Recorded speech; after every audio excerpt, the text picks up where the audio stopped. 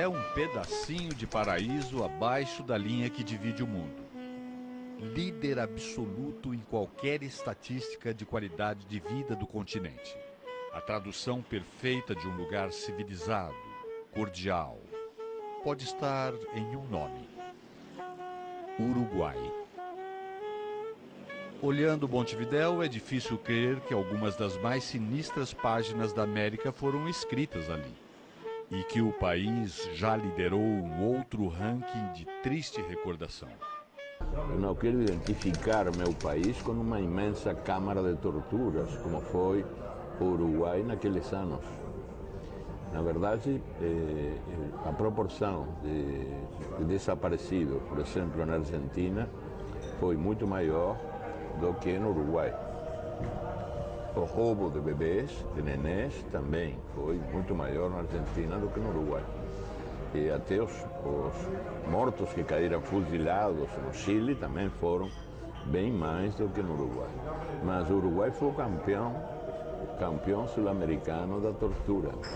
Esse país chegou até a maior proporção, a proporção mais alta de torturados de toda a América do Sul. O golpe militar de 1973 abriu as portas para esses tempos de trevas. Mais uma vez, o regime militar brasileiro era cúmplice no assalto à normalidade constitucional de um vizinho. E no banho de sangue. No diminuto e pacato país, com seus 3 milhões de habitantes, o terror se propagou como fogo. Yo creo que en Uruguay había un clima de terror, de miedo, que estaba centrado básicamente en todo lo que eran las actas institucionales, la persecución de empleados públicos, la destrucción de la educación.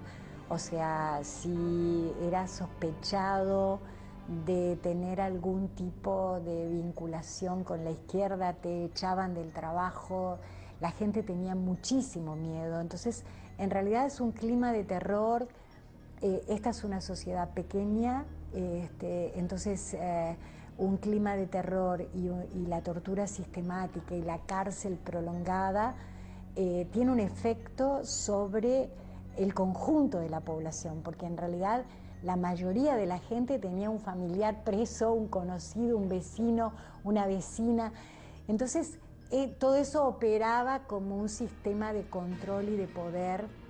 En teoria, segundo os militares donos do poder naqueles anos, a tortura servia para arrancar informações que eram fundamentais na luta contra a subversão, ou contra o que eles chamavam de subversão, que era, na realidade, o legítimo direito do povo a se rebelar contra um poder autoritário que não tinha nascido de eleições livres, limpas, que era fruto de um golpe de Estado, ou de vários golpes de Estado.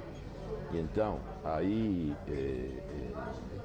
a tortura demonstrou uma considerável eficácia para semear o medo, como uma máquina de produzir medo.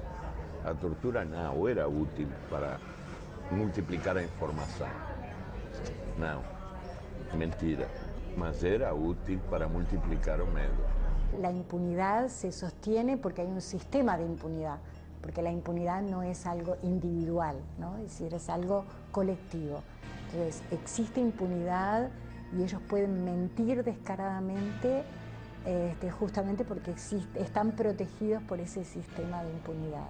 Porque também uma chave do sucesso da tortura e do crime é que tem que ser, estão obrigados a ser indiscriminados. Se só fossem alvos ou salvos os militantes revolucionários, caras que têm intenções de mudança radicais da sociedade, guerreiros da luta contra a injustiça, aí a tortura e o crime já não são eficientes. Para ser eficientes, tem que atacar a qualquer um e em qualquer lugar. Aí é que o medo pode ser semeado, o pânico. Eu posso ser a vítima da manhã. O relato a seguir é definitivo para entendermos o legado de uma era de terror. Eu me lembro que eu, estando no exílio, na Catalunha, na Espanha, eu recebia muitas cartas anônimas que não tinha remetente, por razões óbvias. E uma das cartas que não esqueci jamais dizia: você não pode nem imaginar o que é o Uruguai de agora. Essa é a capital do medo. É incrível, Eduardo, é terrível. Estamos obrigados a mentir ou a calar. Ou você cala a boca ou você mente. E então a mentira se está convertindo na linguagem cotidiana de todo mundo. Porque ninguém pode dizer o que de verdade pensa. Nesse reino da mentira, a tortura desempenhou um papel fundamental. E uma das cartas dizia: se acostumar a viver mentindo é muito difícil, é muito duro. Mas bem pior do que mentir é ensinar a mentir. E eu tenho 3 filhos. Eu nunca esqueci essa carta, que é o resumo melhor do que foi aquele período no meu país. Às vezes, as coisas mais simples, uma carta anônima, breve, brevíssima, continha tudo que você queira saber o que foi aquela época horrorosa. Yo tengo 2 hijos, mi hijo tiene 41 años y recién el año pasado por primera vez pudo hablar en público del secuestro. Él era un niño, tenía 8 años, vivió una experiencia sumamente traumática que le afectó su vida por muchos años. Alastrava-se o medo. Torturava-se indiscriminadamente. Vidas no auge se perdiam. Seguindo o receituário de todas as ditaduras do continente, o futebol estava tomado por militares em seus postos chaves. Y el fútbol era un lugar de pasión. Mucho más cuando la política, la otra pasión uruguaya, estaba recortada, ¿no? Casi hasta la extinción. Entonces, los militares estuvieron muy cerca del fútbol. Incluso, en más de una oportunidad, hubo militares dirigiendo la Asociación Uruguaya de Fútbol. Y hubo militares que se entreveraban en lugares claves de la organización del fútbol del interior. Estaban muy cerca del fútbol. Y a veces amagaron incluso con intervenir el fútbol. No fue una época particularmente gloriosa. Ellos llevaron adelante una política muy represiva que en un país pequeño y en un país con mucha red gregaria les daba un enorme poder de represión casi totalitaria, más allá de las dificultades conceptuales de la palabra. Es decir, ellos, por ejemplo, vetaban personas de izquierda en las elecciones de clubes de barrio. Intervenían en elecciones de los clubes de primera división y en general, bueno, lograban desafectar de cualquier posibilidad de estar en una dirigencia a una figura que hubiera tenido algún rol en la izquierda. Nesse cenário de chumbo, ocorre uma improvável página de resistência. Uma das mais belas e pouco conhecidas histórias do futebol. O título nacional do Defensor Sporting Clube, em 1976. A partir del año 75 y hasta el año 78-79, la dictadura que se había iniciado en el año 73, a partir de esos años lleva la práctica del terrorismo de Estado a sus niveles más profundos. En el marco de la Operación Cóndor, la desaparición forzada, la tortura, la detención, el Uruguay llegó a tener, bueno, el récord de detenidos políticos por población. En el año 76 estaba en pleno curso la Operación Cóndor. Es en ese contexto que se ubica la aventura de Defensor. Yo jugaba en Defensor desde el año 73 Para mí esos años fueron realmente años terribles, coincidió con la dictadura, coincidió con la muerte de mis padres y coincidió con el exilio de mi hermano mayor, que además murió en el exilio. Y realmente la experiencia de jugar en Defensor en aquellos años fue para mí un oasis, ¿no? Era realmente un oasis en medio de una situación tan conflictiva, tan negadora de la libertad. Entonces no tenía la cabeza para estar pensando, imagínate tú a los 14, 15 años estar pensando en todas las cosas que están sucediendo. Pero del punto de vista deportivo para mí fue magnífico porque de muy jovencito yo ya estuve en los planteles principales de los equipos. Fíjate que yo empiezo ahí en Defensor, estoy en primera división. Y en el año 76 se dio una experiencia única. Desde la inauguración del profesionalismo en el Uruguay, el campeonato uruguayo siempre había sido ganado por Peñarol y Nacional. Y en el año 76 retorna a la dirección técnica de Defensor José Ricardo de León, el profesor José Ricardo de León. Un avanzado en materia táctica, un hombre de izquierda, un hombre con un dominio del manejo de los grupos humanos, una gran figura, que logró conformar en un club como Defensor un plantel, un colectivo con el objetivo que parecía quimérico de ganar, de ganar por primera vez un equipo de los llamados chicos, ganar el campeonato uruguayo, en ese contexto. Era un entrenador que en su momento como que revolucionó aquí el fútbol y hizo algo que en Uruguay nunca se había hecho, porque toda la vida el fútbol uruguayo se caracterizó por zonas muy cerradas defensivamente y jugar de contragolpe. Y él aquí vino con algo totalmente novedoso y Defensor salía y hacía el pressing en la salida del equipo contrario. Y el equipo, la defensa estaba plantada en la mitad de la cancha y te presionaba en todos lados. Lo que más costó fue que esa velocidad que se tenía para presionar y toda esa agresividad que se tenía a la hora de la marca, cuando recuperabas el balón, seguías jugando a la misma velocidad, en vez de ponerle la pausa, empezar a tocar, a buscar, si no salía la jugada por un lado, comenzar a girar la pelota, no, era todo al mismo ritmo y eso fue lo que llevó un tiempo de adaptación, pero sin duda que fue que él revolucionó en ese momento el fútbol, ¿verdad? Fue una especie de salvando las distancias de lo que fue ahora el Barcelona allá en España, ¿no? Y se da allí una aventura, yo la califico de aventura realmente extraordinaria, que yo pude vivir desde la integración al plantel, en donde Defensor poco a poco fue peleando el campeonato y en determinado momento, bueno, aquello que había sido un objetivo utópico comenzó a conformarse como realidad. Y allí el cruce entre política y fútbol jugaba.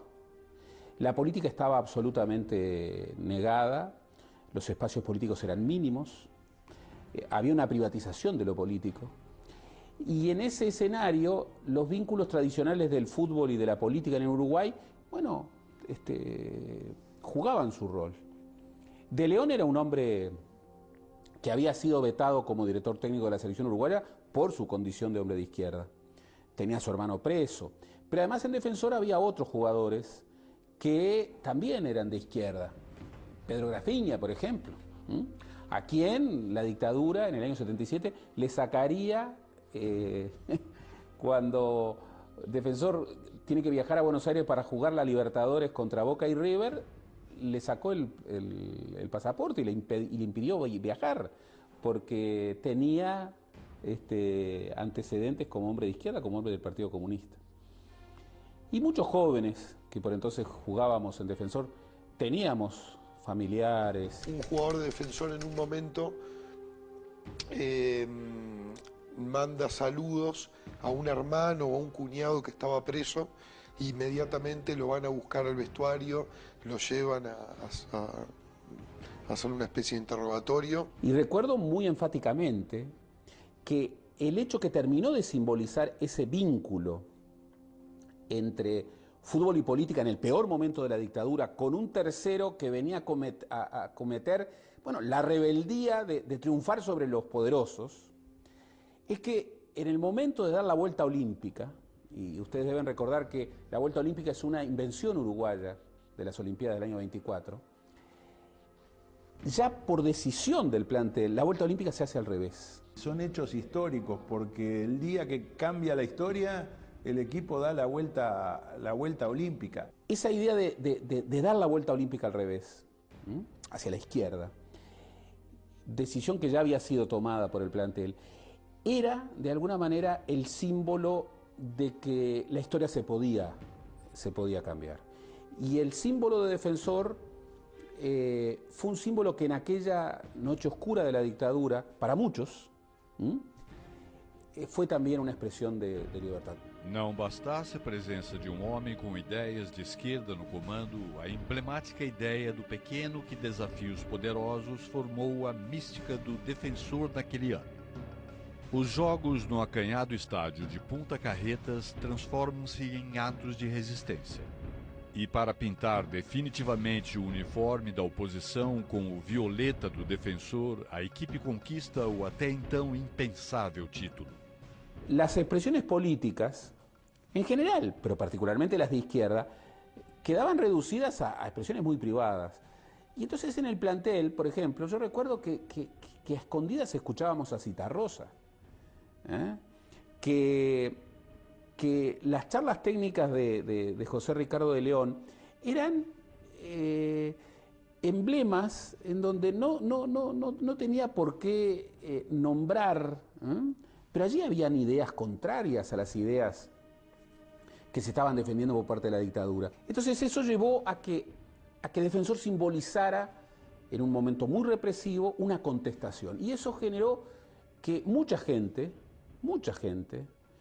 encontrara en los partidos de Defensor, que siempre jugaba a estadio lleno en aquellos años, como un espacio de rebeldía. Y era como un pequeño foco de resistencia ser hincha de Defensor o hinchar por Defensor en ese campeonato. La enorme mayoría de la población, pero sobre todo la enorme mayoría de los militares, eran de Peñarol y de Nacional. Incluso habían estado muy firmes en el veto a José Ricardo de León, que era por lejos el mejor técnico uruguayo, para que de León dirigiera la selección uruguaya en el año 74, ya en plena dictadura. En ese contexto se presumía de que en Defensor había gente de izquierda. Pero si faltaba algo para confirmar eso, que era una idea general, bueno, un compañero de los juveniles que en el segundo partido jugó de titular, le llamaban gol y medio porque le habían hecho un penal y había hecho un gol. Cuando lo reportean después del partido, le dedica el gol a su hermano y a sus compañeros de Libertad. Eso le creó a Julio Filippini problemas. No fueron mayores, pero ratificó un poco esa idea. Por otra parte, la directiva de Defensor estaba comandada por los hermanos Francini, en particular por Julio César Francini, que era el presidente, el ingeniero, almirante Julio César Francini. Un hombre de ideas democráticas que en febrero del año 73, cuando tiene lugar el primer episodio de desacato del ejército, de las Fuerzas Armadas contra el poder civil, tuvo una actuación absolutamente constitucionalista, que incluso llegó a defender en el plano de las armas, junto con sus compañeros de la Armada. Yo recuerdo que de León insistía mucho en esas imágenes. Defensor es la rebeldía. Y para todos nosotros, algunos lo traducíamos ideológicamente, otros no, pero todos podíamos encontrarnos en esa idea de que de alguna manera estábamos torciendo una historia, y estábamos generando una señal de rebeldía. A rebeldia do Defensor teve seu preço. Em diferentes momentos, os personagens daquela saga foram perseguidos e penalizados pela ditadura, mas sobreviveram ao tempo e vivem na mística da camisa violeta. Yo he podido ver los archivos represivos de la Dirección Nacional de Información e Inteligencia, de la Policía de Montevideo, y bueno, ahí hay rastros en donde se observa que la actitud represora es una actitud que no solamente está en el campo de la actividad política, de la actividad sindical, los huecos que había, sino que hay seguimientos a instituciones y que más de una vez las instituciones deportivas o sociales eran seguidas. Yo, por ejemplo, fue allí en donde identifiqué la acción de la DNI en ocasión del retiro del pasaporte a Pedro Grafiña. Pedro Grafiña no pudo viajar. Imagínate lo que eso significa. Defensor era el campeón uruguayo, estaba viajando a Buenos Aires para jugar con Boca y River, y un jugador fundamental, titular, le impiden viajar y le retiran el pasaporte. Bueno, eso estaba cuando ha salido campeón en democracia, ha vuelto a dar la vuelta olímpica al revés. Lo cual es expresión de una tradición. Las tradiciones también son inventadas, como diría Hobsbawm. Y el invento extraordinario de esa tradición, que tanto tenía que ver con un grupo y sobre todo con un maestro que en un momento determinado inspiró una aventura deportiva, pero que tenía que ver tanto con la respuesta a un momento muy duro de la historia uruguaya. O ano do título do Defensor foi particularmente duro para os uruguaios. O golpe militar argentino inaugurou uma caçada humana aos exilados que haviam deixado o Uruguai em 1973. Dezenas de repressores uruguaios se deslocaram para o país vizinho, numa das mais efetivas ações da Operação Condor. Numa pacata rua de Buenos Aires se instalou um centro de terror. Disfarçada de oficina, recebeu dezenas de uruguaios. Os gritos dos torturados eram abafados pelo barulho do trem que até hoje passa por ali. Dispensando o capuz e o pudor de ser reconhecido, o coronel uruguaio Manuel Cordeiro reencontrava na capital portenha algumas de suas vítimas em prisões uruguaias. Dezenas saíram para os voos da morte, jogadas no Rio da Prata para nunca mais voltar. Dali também saíram crianças filhos de uruguaios como Mariana Zaffaroni e Mariana Guelman, distribuídas como butim de guerra. Macarena, ou da Zaffaroni, Mariana também, e de muitos mais, são como metáforas perfeitas do que foi, na verdade, o período da ditadura para muitas pessoas que não conseguiam explicar o que acontecia dentro delas e que tempos depois podem começar a se reinventar e a ver como que se arma esse quebra-cabeças, assim, os pedacinhos da memória rota, da memória quebrada, né?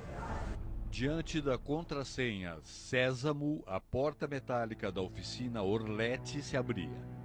Entre chassis e motores de fachada, torturadores argentinos, uruguaios, chilenos e brasileiros se dedicavam com precisão de linha de montagem ao genocídio. Foi a face mais visível da Operação Condor, a multinacional do terror. Foi o único mercado comum que funcionou bem até agora. Aquele outro mercado comum foi um mercado comum do terror, o mercado comum da morte, que funcionou com eficácia militar.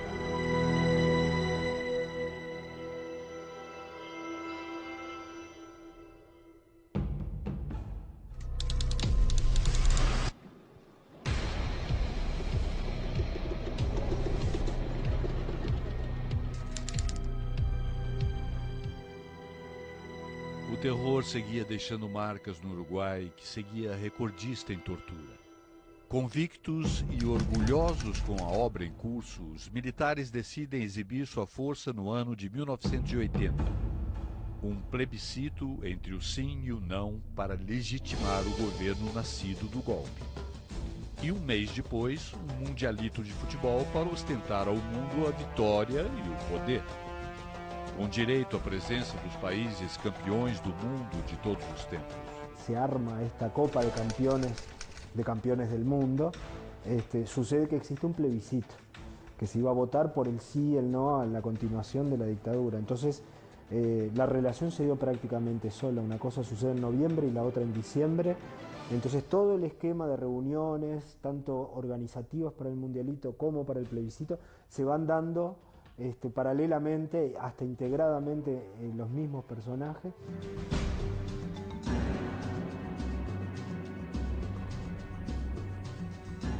Es un fenómeno muy interesante, ¿no?, el que sucede en ese momento en Uruguay, porque sí había mucho miedo y sí había una sociedad controlada, básicamente por el mecanismo de la tortura y del terror, pero también una sociedad que preservaba sus valores democráticos en el ámbito doméstico. Y me parece, bueno, interesante, ¿no? Eso que pasó en el 80 fue un golpe que se le dio a la dictadura y que es la que propicia después, muy lentamente, el camino de apertura, ¿no? Ellos estaban absolutamente seguros que en el plebiscito de reforma constitucional de noviembre, la propuesta de la dictadura iba a triunfar. Y luego, el Mundialito se celebraba finales de diciembre, comienzos de enero. Los tiempos daban perfecto para que, bueno, el Uruguay se reintegrara al mundo mostrando un país nuevo, un país que le había dicho sí al nuevo régimen. Ellos hablaban de la nueva república, que de república no tenía nada, vinculado con un gran acto deportivo que, por otra parte, registraba la idea de un Uruguay que volvía a estar entre los campeones y que eventualmente podía llegar a ganar. Y timing, porque deberían haber hecho antes el Mundialito. Y después el plebiscito. Es otra cosa que es increíble que lo hayan hecho de esa manera. Los militares no se lo esperaban, porque también es cierto de que el terror convence a la gente de que es legítima su poder. Y en realidad su poder es un poder que está construido solo sobre la base del terror. Si el terror no existe, el poder no existe. Y creo que eso le pasó a la dictadura uruguaya, ¿no? Que ellos se enfrentaron en 1980 en el plebiscito, cuando quisieron reformar la Constitución para legitimar la dictadura, que no encontraron el apoyo de la ciudadanía, ¿no? Entonces creo que a partir de ahí la gente empezó a perder el miedo y empezó a salir a la calle y a manifestarse de alguna manera, que después en el año 83 termina iniciando el proceso de apertura democrática, ¿no? Información oficial proporcionada del Ministerio del Interior a la hora 1:15, la diferencia a favor del no es de 183.540. Perdido o plebiscito contra todos os prognósticos da ditadura, era preciso capitalizar as vitórias do Mundialito. Todas as promessas possíveis são feitas aos jogadores. Yo creo que podían haber parado el Mundialito, pero era tan poco los que le quedaba entre que perdieron el plebiscito y el Mundialito que no les daba para nada, no les dio para frenarlo. Había 1.300 periodistas acreditados. Y yo veía que primero nos ofrecieron un premio por ganar el campeonato. Y un par de cosas que nosotros habíamos pedido, ellos nos daban. Y yo era de los más jóvenes, entonces recuerdo que agarro, le digo a Rodolfo Rodríguez, Rodolfo, que era el capitán, le digo a Rodolfo, y a Cascarilla Morales, que jugaba por la punta. Cascarilla Morales fue jugador de la selección de Uruguay, jugó en Nacional, campeón de América y del mundo, que era el más grande de todo el plantel. Le digo, estos nos dan todo lo que nosotros pedimos. Le digo, me dice, vamos a pedirle más plata, más grana. Y sí, vamos, le pedimos más plata. Sí. Entonces se me ocurre, le digo, vamos a pedirle más. Le digo, vamos a pedirle que no todo es la plata, que queremos tener otra cosa, algo que nos quede y que nosotros lo miremos, y esto nos quedó del Mundialito, de la Copa de Oro. Entonces les pedimos un auto para cada uno, un carro para cada uno. Y bueno, dijeron que lo iban a estudiar. Nós tínhamos todos, realmente lo que nós pedíamos, nós tínhamos. Teníamos pasaporte para todo. No, podíamos hacer cualquier cosa. ¿No? En esos 10, 12, 15 días que duró o Mundialito, acho que o povo esqueceu muita coisa. Para mim estou conforme, fico feliz de poder ter colaborado isso aí. Vos ibas al estadio, el estadio lotado, así lleno. Entonces, todo el mundo, Uruguay, te queremos ver campeón. Afuera subía el combustible, subían los alimentos, nada, y estaba todo el mundo con la cabeza Uruguay, estaba todo el mundo distraído en lo que estábamos haciendo nosotros. Y por fuera la cosa estaba difícil, ¿viste? Entonces era lo que yo decía, en ese momento fuimos como unos payasos de lujo. Aquí un monte de pessoas cuestiona que o Mundialito foi inventado para distrair o povo, mas eu prefiro, como já falei, é preferível isso aí que outra coisa, entendeu? Payasos de lujo, entonces claro que se pongan.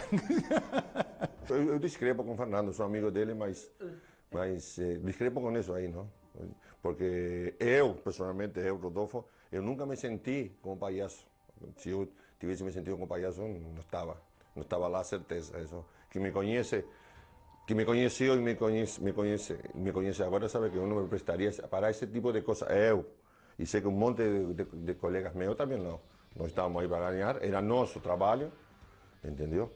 E ninguém botou para dentro do plantel ideais políticos, não existia, entendeu? E se alguém se sentiu usado, o fato de ficar, você está sendo cómplice de uma coisa que não va com sua maneira de pensar. ¿No? Yo estaba en la banca, la final contra Brasil. 1-0, gol de Uruguay. Creo que fue el primer gol, fue de Barrios, me parece. Bueno, entonces yo estaba sentado al lado de Máspoli, de Roque, que dicho sea de paso, después fue técnico mío en Peñarol, fue como un padre para mí, un tipo excepcional.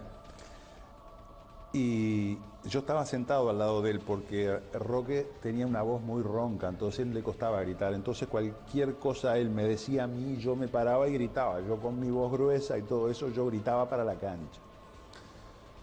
Entonces 1-0 Uruguay, 1-0 Uruguay, 1-0 Uruguay. De repente yo miro así y veo salir por el túnel en el estadio un tipo, un militar. Todo era un edecán de los comandantes en jefe, todo uniformado así. O sea, estaban, porque los comandantes en jefe estaban en el pueblo de las tres armas, de la naval, de la Fuerza Aérea y del Ejército, estaban ahí. Entonces se acerca y viene y me dice, avisale a Máspoli, porque Máspoli estaba ahí, y yo lo quedo mirando, y le hago así al tipo, me dice Alves, dice, avísele a Máspoli que mandan decir los comandantes que lo del auto está, que lo del auto, el premio del auto estaba para que nos avisara a todos. En eso, penal a favor de Brasil, gol de Sócrates. Entonces, no te puedo decir las cosas que le dijo Máspoli al tipo, digo, porque justo en el momento que nos viene a decir eso, penal a favor de Brasil. Fue una, como decimos acá, mufalleta, no me lembro como era la que si mala suerte, ¿viste? Bueno, después se dio, el partido terminó 2-1 y nosotros nos quedamos con un auto que, dicho sea de paso, el auto fue una libre importación que nos hicieron de Brasil. Pasaron muchas cosas después. Yo no sé si tú recordás, si tú te lembrás que De León se saca la camiseta celeste y queda con la de Gremio abajo.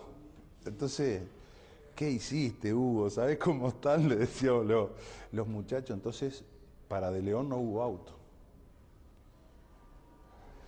Entonces, como los comandantes en jefe se enojaron con Hugo de León, por eso, y dijeron que para De León no había auto porque se había sacado la camiseta de Uruguay y se había quedado con la de Gremio abajo, porque el pase de él se había hecho unos días antes para Gremio.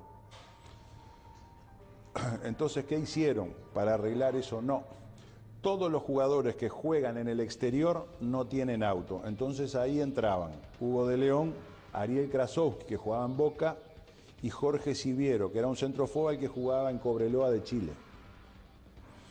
Entonces recuerdo que hicimos una comisión, 4 o 5 jugadores, y fuimos a la casa de uno de los del comandante, el capitán de navío de la Armada. Era un vicealmirante Márquez. Entonces llegamos a Punta del Este, en la casa de verano que él tenía, y nos pusimos a conversar con él. Y bueno, después que estuvimos tomando algo, nos tuvo toda la tarde hablando de fútbol y todas esas cosas, dice, bueno muchachos, bueno, yo ahora les voy a decir que no molesten más con lo de los autos, que no va a haber auto ni para De León ni para nadie de los que, dice, si yo fuera a una guerra me gustaría tener compañeros como ustedes que me defendieran, así. Pero en este caso no va a haber ningún auto, así que hasta acá llegamos y váyanse ahora porque si no se van a quedar todos sin autos. Nos dijo, y no hubo caso, no conseguimos que les dieran el auto a De León, a Ariel Krasowski y a Jorge Siviero. Como no querían decir que solo era por eso de la camiseta, liquidaron a todos los que jugaban en el exterior. Também os automóveis da premiação foram obra de um acordo entre as ditaduras. Legítimos filhotes de Condor. Fueron unos Volkswagen Passat, último modelo, aire acondicionado, 4 puertas, todo, que en ese momento, aquí en Uruguay, salían $18.000 y en la fábrica Volkswagen en Brasil salían 3.500. Entonces trajimos 22, 23 autos, uno para cada jugador, para el cuerpo técnico, para todo el mundo. Lo que hicieron fue autorizar el ingreso libre de impuestos, y a su vez no lo podíamos vender por 5 años. Nosotros no sabíamos que había existido, yo qué sé, un plan Cóndor, un plan, no sé, nosotros no teníamos idea de esas cosas.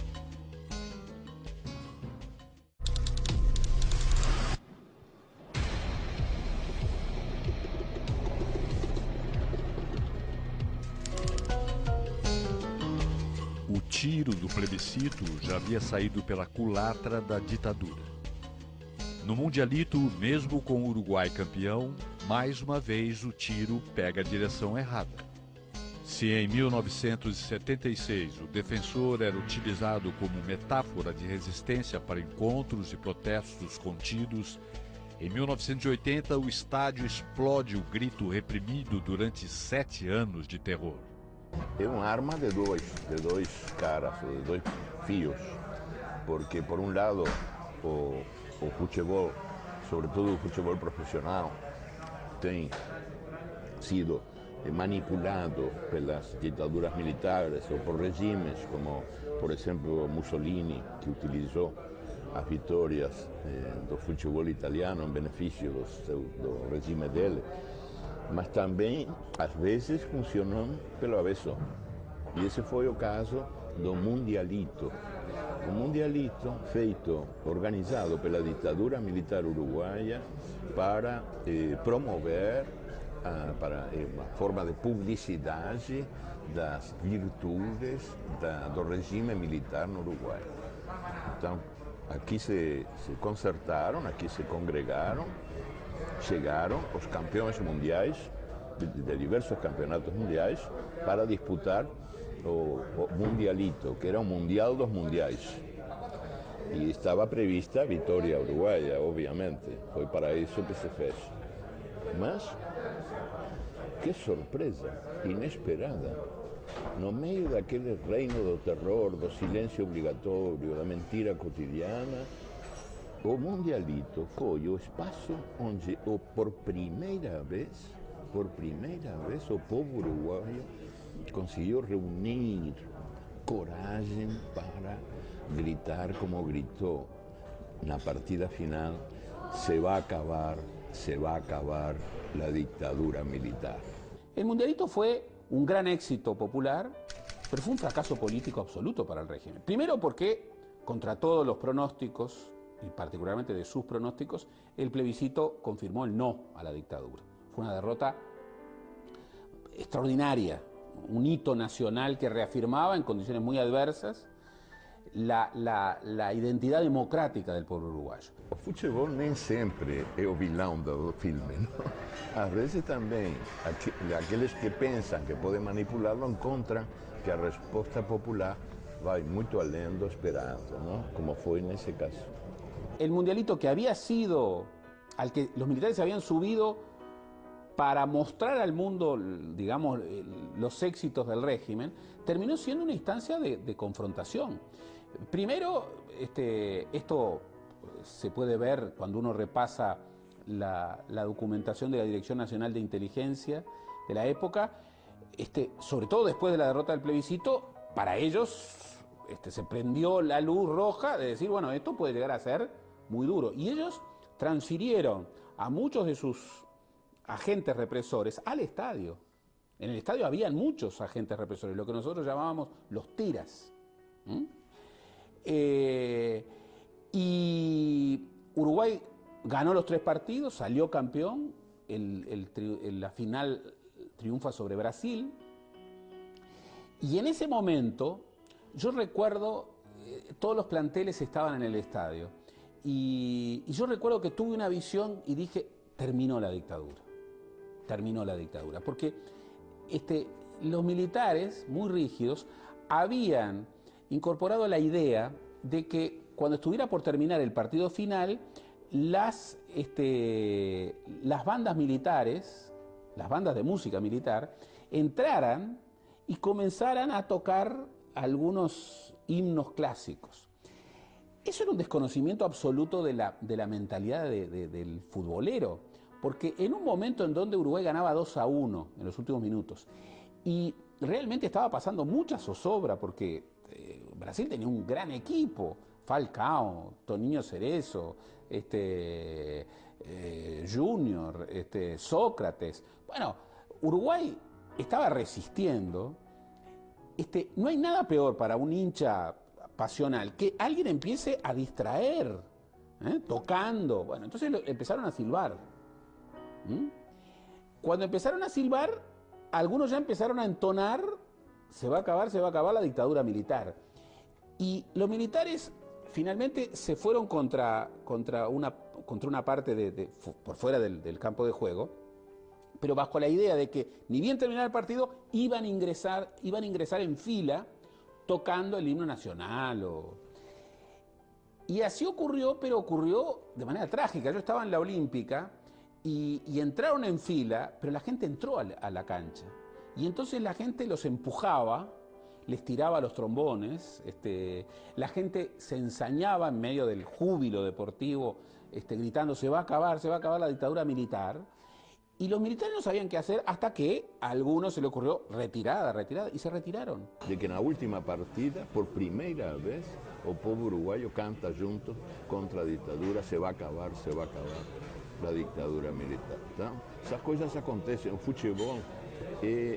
Sempre de alguma maneira, às vezes segreda, às vezes invisível, é uma caixa de surpresas, tem uma capacidade de asombro muito grande. Esa imagen que todavía tengo tan vívida de la gente entrando en la cancha, desordenando las filas de las bandas, tirándole en muchos casos los instrumentos musicales, vivando desde la tribuna el se va a acabar la dictadura militar. Y los militares finalmente, convocados a retiro, era la imagen de que el país ya comenzaba a ser otro y que después del no del 80 costaría todavía unos años, pero que la dictadura se iba. Lo que sí notábamos tremendamente era cuando se cantaba el himno.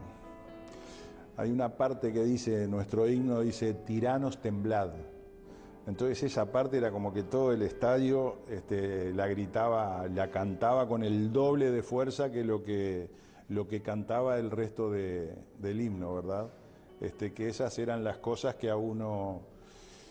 que vos sentías que había un pueblo que estaba de pie, ¿viste? Que no quería, y fíjate creo que ya habían infinidad de actos de resistencias pacíficos, como gritar en forma más contundente el Tiranos temblad del himno nacional, que como nadie podía decir nada porque era el himno nacional. Entonces, pero la gente gritaba cuando llegaba a esa parte. Y eso volvió a consolidarse esa noche. Cuando esa noche el pueblo jubiloso tomó Montevideo y tomó muchas ciudades del interior, el vínculo entre la política de oposición a la dictadura y la pasión, la emoción del fútbol volvieron a estar muy presentes. Y por supuesto, hubo detenidos. Y hubo muchos policías de inteligencia diseminados en el público, pero ya no podían controlar, particularmente no podían controlar una manifestación multitudinaria. A partir de entonces, los éxitos deportivos que vendrían en esos últimos 4 años de la dictadura, todos fueron instancias en donde la gente celebró el éxito deportivo, pero celebró también el fin de la dictadura.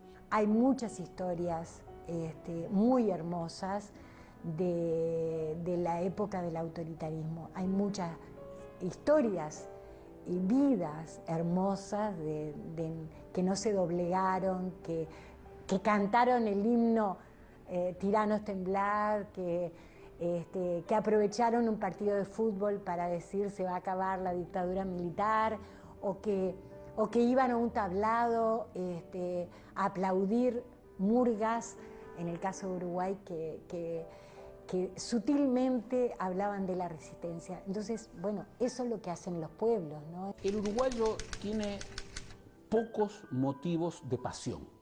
La pasión no es un sentimiento muy generalizado en el Uruguay, para bien y para mal. El uruguayo es más racional que emocional. Pero hay 2 actividades en donde la pasión uruguaya se desata. Una es el fútbol y otra es la política. Y al final de la dictadura, por muchas razones muy obvias, esas 2 pasiones convergieron.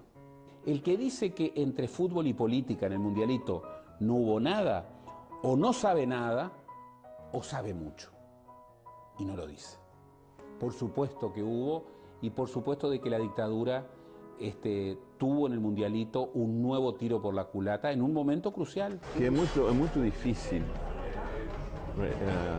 essa tarefa assim da recuperação da memória dos anos de chumbo, anos de terror, anos de medo, de muito